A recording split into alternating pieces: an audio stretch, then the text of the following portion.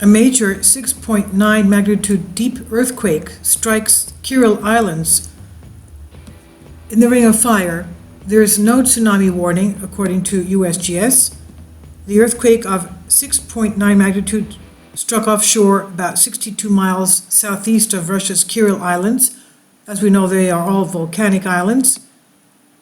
The US tsunami warning system said there was no tsunami threat to Guam, Rota, Tinian, or Saipan from this earthquake, which the USGS said hit the depth of 143 kilometers.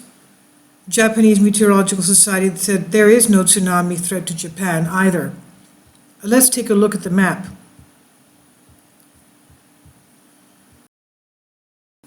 And this is our area. This is our 6.9 magnitude earthquake, 142.6 kilometers depth, which is in this area of the Ring of Fire. We see this is the whole part of what we are looking at. Let's go to the, okay, there we go, okay. Shake intensity, as we can see.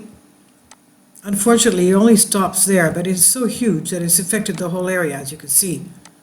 Okay, they only stop here, but if we extrapolate all these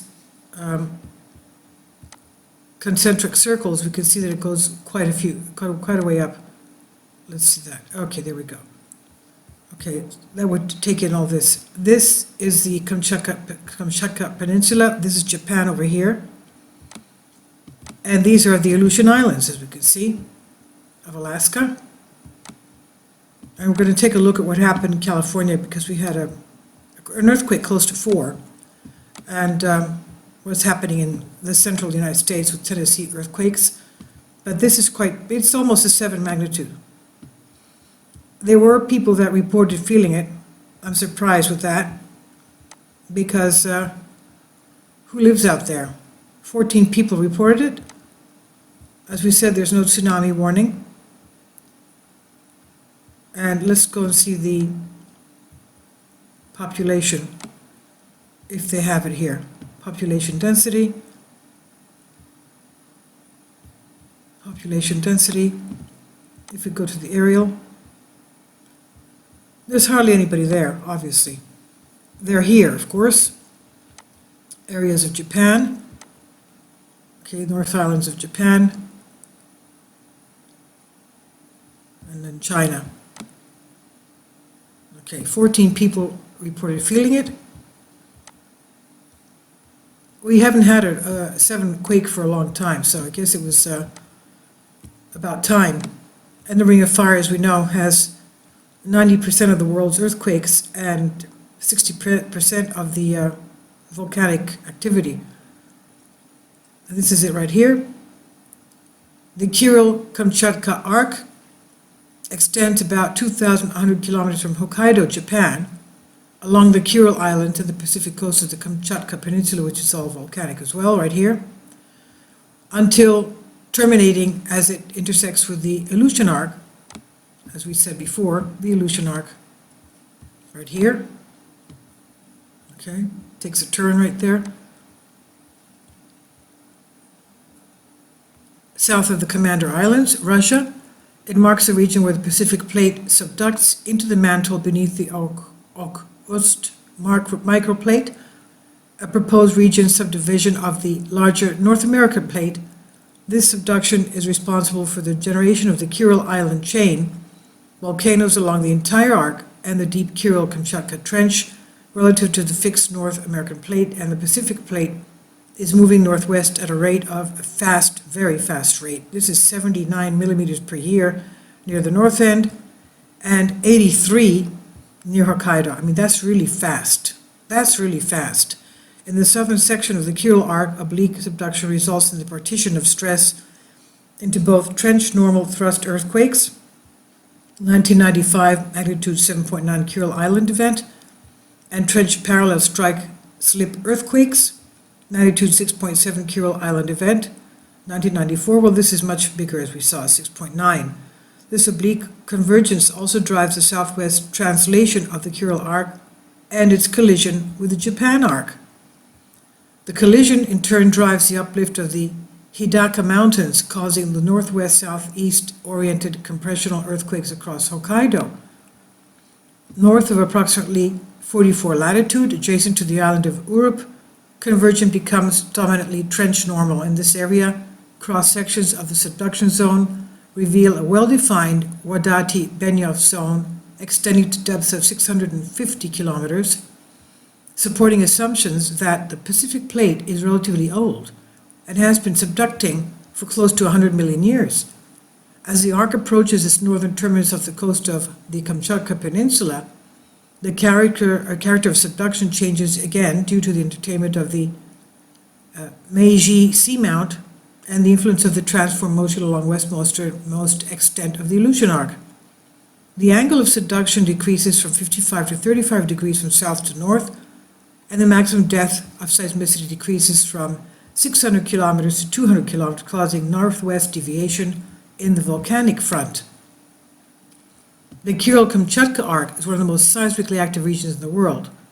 Deformation and the overriding North American plate and associated microplates generate shallow crustal earthquakes. This one was not shallow, this one was deep, as we saw. While slip in the subduction zone interface between the Pacific and North American plates generates interplate quakes that extend from near the base of the trench to depths of 40 to 60 kilometers, the aftershock zones of great historic earthquakes above one another, about along the strike of the arc, but generally do not overlap. Sections of the subduction zone have typically experienced earthquakes of a consistent size at fairly regular recurrence intervals, and the depth of the seismicity catalogs is typically shorter than the expected repeat times of the larger earthquakes known to have occurred in the region. Patterns in a long arc seismicity can reveal seismic gaps, zones where no great eruptions have occurred for an anomalously long period of time. In the Kuril region, a gap between Simusir Island and Onnekotan Island that had remained unruptured by a large earthquake since 1780 was the site of the magnitude 8.3 event November 15, 2006. And minutes after the November 3, 15 earthquake, aftershocks began rupturing one or more faults near the outer rise region seaward of Kuril-Kamchatka Trench, adjacent to the location of the main shock. And on January, a few months later, after the November-January 2007 event, ruptured the aftershock zone of November 2006 quake. It is speculated that the result of changes in the regional stress field followed the earlier event, despite occurring on a different fault.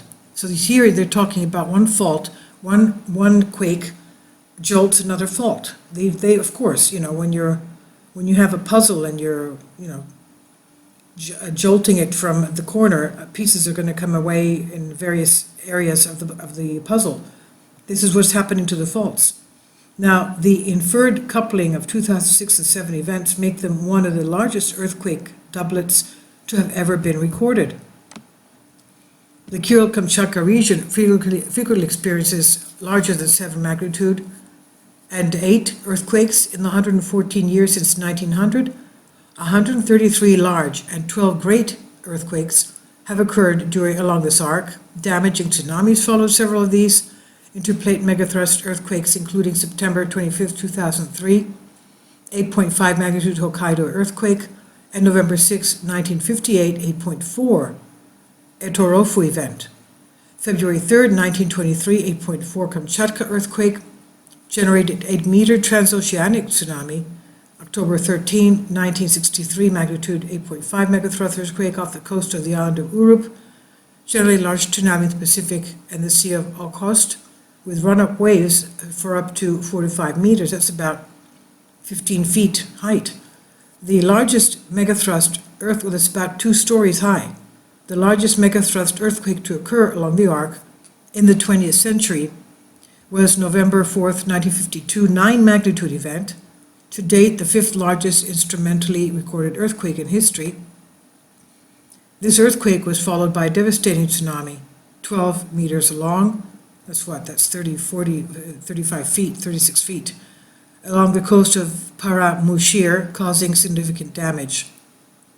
Now, while most large earthquakes along the Kuril-Kamchatka arc occur at shallow or intermediate depths, the region also hosts large events that rupture at depths greater than 300 kilometers. Now, this was almost half that depth. The most significant of these deep focus earthquakes to date was the May 24, 2013 magnitude 8.3 event beneath the Sea of Okhotsk, currently the largest deep focus earthquake on record.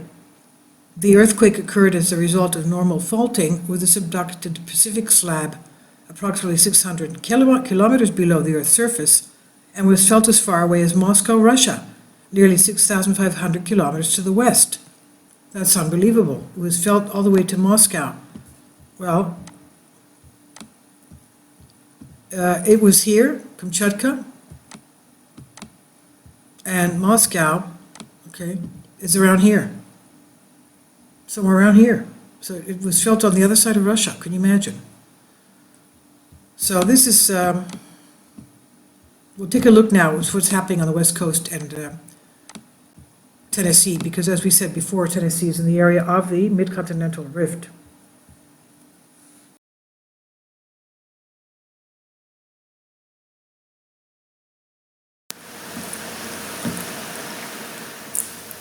If you'd like to join me on my Patreon account, you will hear content not covered by mainstream media. These riveting stories will be based on my research, and I will state my opinions and give my personal insight on diverse and controversial subjects and world events not covered by mainstream media, and not supported by YouTube guidelines. So whatever I have on my Patreon, most of those will not be on my YouTube channel. Please consider becoming a member today. More of the most significant and important videos will be on my Patreon channel. Your support helps me to continue my research and keeps this YouTube channel alive.